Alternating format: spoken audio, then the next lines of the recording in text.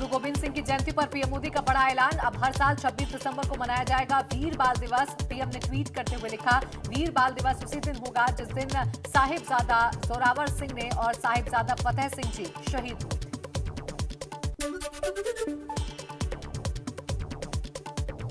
PM के ऐलान के बाद सीएम योगी ने किया ट्वीट, लिखा, श्री गुरु गोविंद सिंह जी की महाराज के प्रकाश पर्व पर पीएम मोदी का साहिबजादों के बलिदान दिवस 26 दिसंबर को वीर बाल दिवस के रूप में मनाने का फैसला अभिनंदनीय है।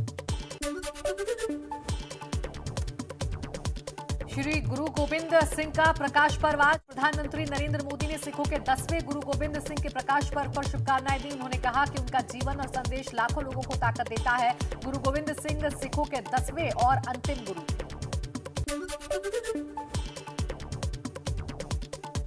लखनऊ के नाका गुरुद्वारे पहुंचे सीएम योगी। सीएम योगी ने गुरुद्वारे में टेका मत्था। मुख्यमंत्री ने लखनऊ में गुरुद्वारे में गुरुघर के दर्शन किए। देश में तेजी से बढ़ रहे कोविड के मामले, स्थिति की समीक्षा के लिए आज बैठक करेंगे पीएम मोदी। शाम को करेंगे देश में कोविड-19 की स्थिति पर चर्चा।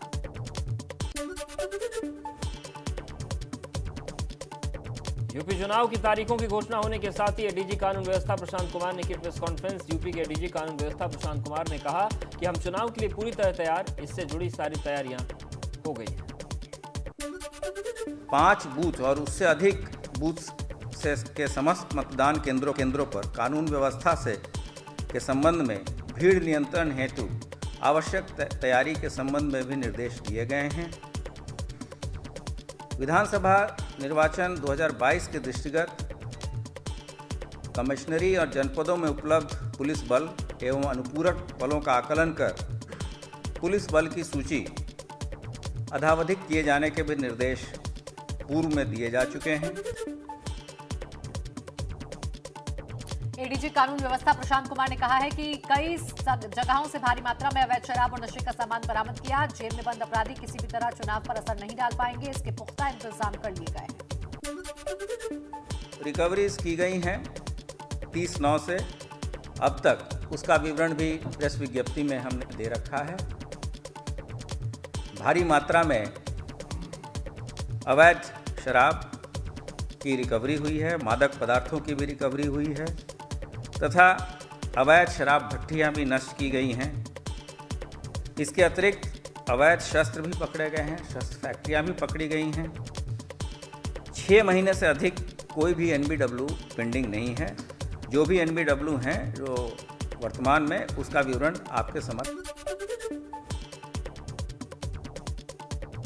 समाजवादी पार्टी ने चुनाव आयोग को लिखा पत्र। चुनाव आयोग से अफसरों को हटाने की मांग की। एसीएस गृह अवनीश अवस्थी को हटाने की मांग, एडीजी प्रशांत कुमार को भी हटाने की मांग, अपर मुख्य सचिव नवनीत सहगल को हटाने की मांग। चुनाव की तारीखों के ऐलान के बाद मायावती ने की प्रेस कॉन्फ्रेंस। मायावती ने चुनाव आयोग से की निष्पक्ष चुनाव की मांग। बीजेपी सपा पर बोला हमला। क्योंकि पिछले कुछ वर्षों में हुए चुनावों के दौरान हर प्रकार की धांधली करने तथा सत्ता व धर्म का चुनावी स्वार्थ के लिए अनुचित इस्तेमाल करने की प्रवृत्ति काफ़ी घातक रूप में बढ़ी है, जिससे चुनाव काफ़ी प्रभावित होता है और इसको लेकर पूरा देश भी काफ़ी चिंतित है। इतना ही नहीं बल्कि पिछले कुछ चुनावों में कोरोना के अति प्रकोप में भी जिस प्रकार से रैलियों व रोड शो आदि के जरिए चुनाव आचार संहिता का खुला उल्लंघन किया गया है, तो उससे भी पूरा देश काफ़ी हैरत में रह गया है। साथ ही पिछले कुछ वर्षों से चुनावों को विशेषकर धार्मिक रंग देकर जिस प्रकार से संकीर्ण स्वार्थ की राजनीति की जा रही है, तो उस पर भी चुनाव आयोग को काफ़ी सख्त कदम उठाने की खास ज़रूरत है और इन मामलों में पुलिस व प्रशासनिक अधिकारियों का निष्पक्षता के साथ बिना भेदभाव के कानून के मुताबिक काम कराने को सुनिश्चित करने के लिए भी ये ज़रूरी है कि सरकारी मशीनरी में चुनाव आयोग का कानूनी खौफ ज़रूर कायम रहे, तभी यहाँ चुनाव सही से संपन्न हो पाएंगे। मायावती ने प्रेस कॉन्फ्रेंस में कहा कि बसपा एक अनुशासित पार्टी है, चुनाव पूरी तरह से अपराध मुक्त होना चाहिए। मायावती ने कहा कि आचार संहिता को सख्ती से लागू करने के लिए ठोस कार्रवाई के लिए ये चुनाव पूरे तौर से फ्री एंड फेयर होना चाहिए। इसके लिए हमारी पार्टी का चुनाव आयोग से विशेष अनुरोध भी है, खासकर दलित व अन्य कमजोर वर्गों के लोग अति संवेदनशील पोलिंग बूथों पर अपना वोट डाल सकें। इस मामले में भी चुनाव आयोग को काफ़ी सख्त कदम उठाने होंगे, वरना इन वर्गों के लोग अपना वोट डालने से वंचित रह जाएंगे। आचार संहिता लागू होने के बाद मायावती ने फाइनल उम्मीदवारों की सूची तैयार करने के लिए बैठक बुलाई है। इसमें प्रदेश संगठन और राष्ट्रीय संगठन के पदाधिकारी शामिल होंगे। स्वार्थ के लिए आज मैंने लखनऊ प्रदेश कार्यालय में उम्मीदवारों के फाइनल चयन करने को लेकर पार्टी के खास लोगों की बैठक भी बुलाई हुई है। जो ये बैठक काफ़ी आचार संहिता लगने के बाद नेताओं में हलचल तेज। आज लखनऊ में अखिलेश और शिवपाल की हो सकती है मुलाकात। चुनाव के ऐलान की रणनीति पर मंथन संभव।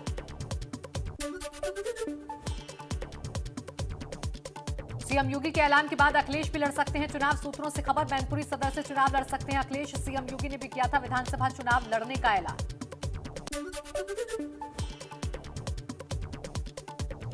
एबीपी गंगा से बोले कांग्रेस नेता इमरान मसूद। सपा की सीधी लड़ाई भाजपा से, कल बुलाई एक बैठक। कल की बैठक में इमरान मसूद लेंगे फैसला। समाजवादी पार्टी में शामिल होने के दिए संकेत। जनसत्ता दल लोकतांत्रिक पार्टी ने उतारे प्रत्याशी। राजा भैया की पार्टी के 5 और उम्मीदवार घोषित हुए। लखनऊ कैंट इटावा समेत 5 सीटों पर उतारे प्रत्याशी। राष्ट्रीय महासचिव केएन ओझा ने जारी की सूची। दिल्ली के मुख्यमंत्री अरविंद केजरीवाल ने दी कोरोना को मात। ट्वीट कर कहा, कोरोना से ठीक होकर मैं वापस आपकी सेवा में हाजिर हूं। 4 जनवरी को कोरोना पॉजिटिव पाए गए थे केजरीवाल। 5 दिन तक होम आइसोलेशन में रहकर नेगेटिव हुए। चुनाव की घोषणा के साथ ही टिकटों के दावेदार लगाने लगे कार्यालय और नेता के चक्कर। लखनऊ में बीजेपी प्रदेश अध्यक्ष के घर के बाहर सुबह से जुटे हैं लोग। सपा कार्यालय के बाहर भी स्थिति समान।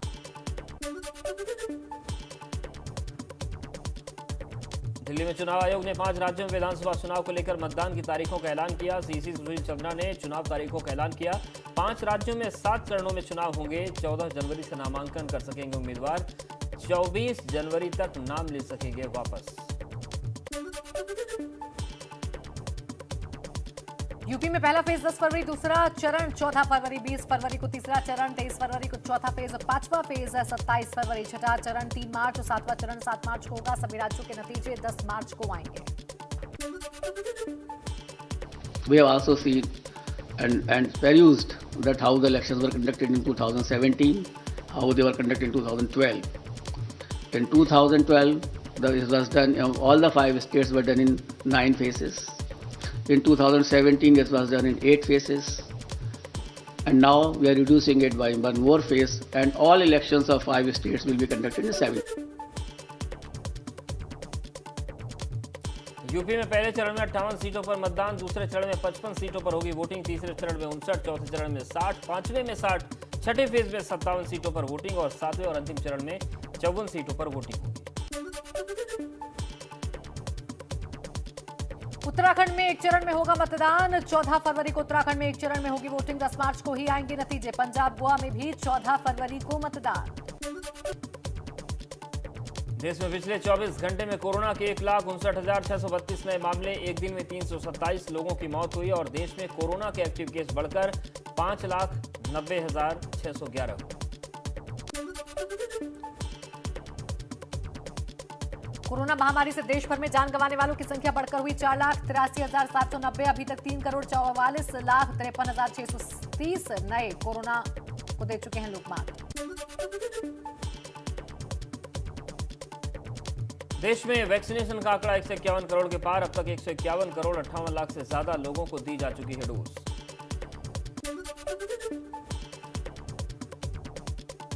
देश में 15 से 18 एज ग्रुप के 2 करोड़ से ज्यादा बच्चों को लगी वैक्सीन। केंद्रीय स्वास्थ्य मंत्रालय के मुताबिक 15 से 18 एज ग्रुप के 2 करोड़ 29,54,000 बच्चों को लगी कोरोना वैक्सीन की पहली डोज।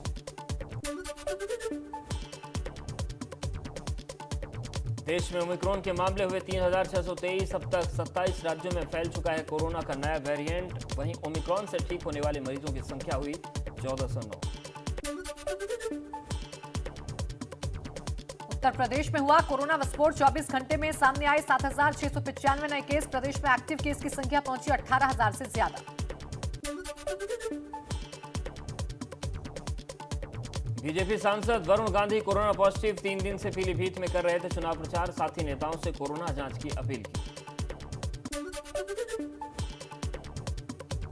इटावा से भाजपा सांसद professor Ramshankar Katheria corona virus से संक्रमित। आगरा के आवास में आइसोलेट हैं सांसद रामशंकर कठेरिया।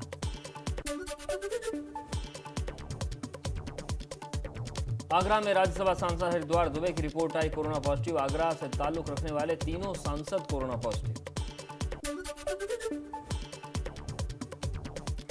गौतम बुद्ध नगर में 24 घंटे में 1,000 के पार हुआ कोरोना संक्रमित मरीजों का आंकड़ा। 1150 नए लोगों में संक्रमण की पुष्टि। जिले में एक्टिव मरीजों का आंकड़ा पहुंचा 4,613।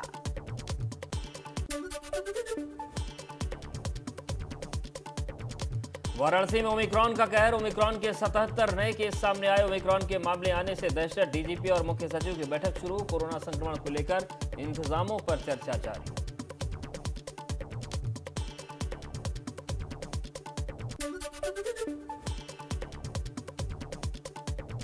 कानपुर आईआईटी में शुक्रवार को मिले कोरोना के 18 नए मरीज। आईआईटी में अब तक मिल चुके हैं 59 संक्रमित। जिले में 24 घंटे में मिले 103 नए केस।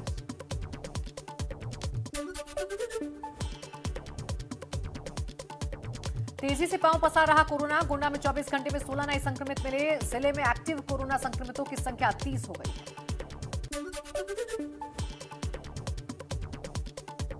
देहरादून के दून अस्पताल में अब सिर्फ कोरोना के मरीज होंगे भर्ती। कोरोना के कहर के बीच दून अस्पताल कोरोना अस्पताल में तब्दील। सोमवार से सामान्य मरीज नहीं हो पाएंगे दून अस्पताल में भर्ती। आगरा में धनगर समाज के कार्यक्रम के आयोजन में उड़ी आचार संहिता की धज्जियां। आगरा में आचार संहिता और कोरोना से बिगड़ते हालातों में भी गंभीर नहीं प्रशासन। सैकड़ों लोगों की भीड़ प्रेक्षागृह में इकट्ठा कर कोरोना को दिया न्योता।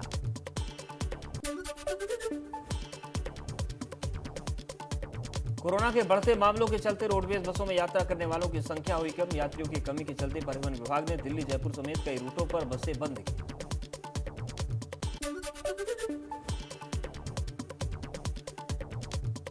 हल्द्वानी में एक बार फिर गुलदार की दस्तक से लोग दहशत में। काठगोदाम पुरानी चुंगी की सड़क में गुलदार दिखाई देने से लोगों में डर का माहौल। गुलदार की तस्वीरें कैमरे में कैद।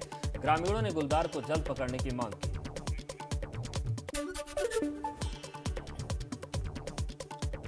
झांसी में अचानक बदला मौसम। बारिश के साथ गिरे ओले। सड़कों पर बिछी बर्फ की चादर।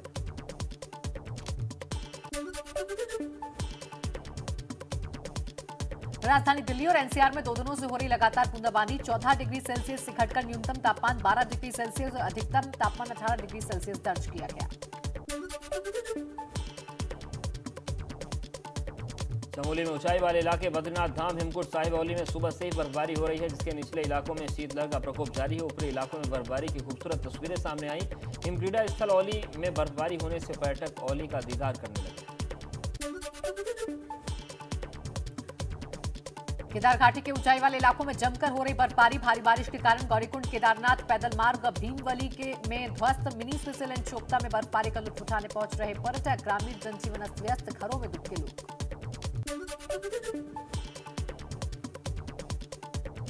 उत्तरकाशी में झमाझम बारिश। सूखी टॉप गंगोत्री नेशनल हाईवे पूरी तरह से बंद। उपला टकनोर के 1 दर्जन गांव में पीने का पानी पूरी तरह जमा। बर्फबारी से काश्तकारों की फसल अच्छी होने के संकेत। लोगों का जनजीवन पूरी तरह प्रभावित।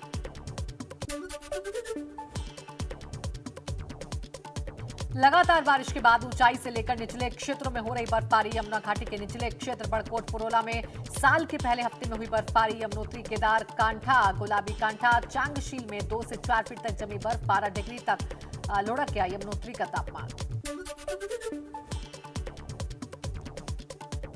टिहरी जिले में सुबह से लगातार हो रही बारिश बर्फबारी ने स्थानीय लोगों से के साथ पर्यटकों की बढ़ाई दुश्वारियां। बर्फबारी से चंबा मसूरी राष्ट्रीय राजमार्ग 707A कांताल धनोल्टी सहित कई जगहों पर बाधित।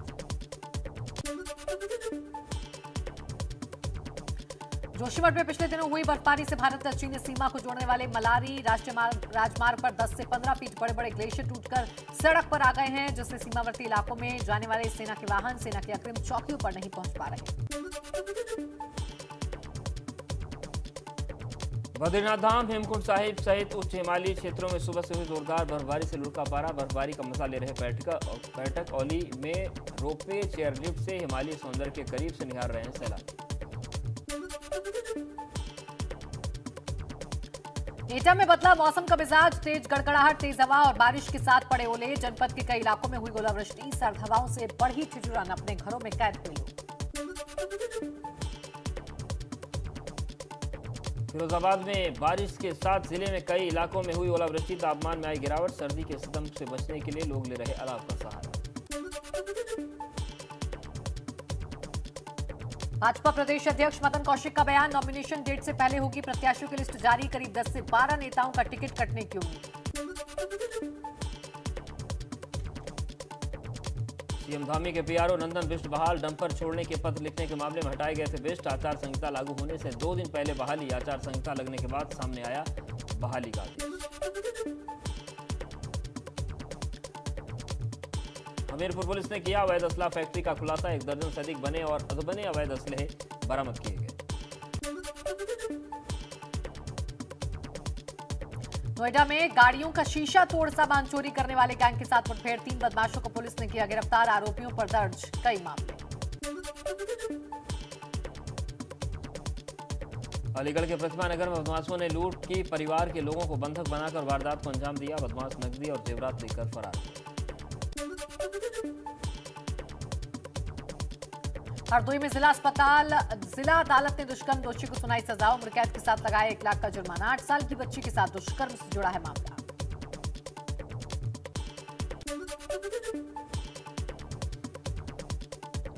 ऑस्ट्रेलियाई बल्लेबाज उस्मान ख्वाजा ने खेली धुआंधार पारी, चौथे टेस्ट मैच की दूसरी पारी में भी लगाया शतक, 101 रन बनाकर रहे नाबाद।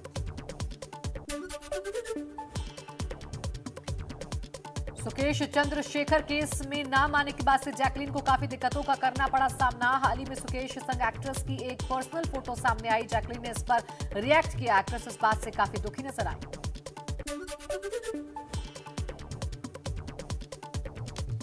पान की दुकान के आगे फूंक ले गाने पर डांस करती नजर आई एक्ट्रेस निया शर्मा, सॉन्ग को किया प्रमोट। रोल्स के निशाने पर आई निया का ये सॉन्ग जल्द ही रिलीज होने वाला है, लेकिन एक्ट्रेस के सॉन्ग को प्रमोट करने का तरीका फैंस को पसंद नहीं आया।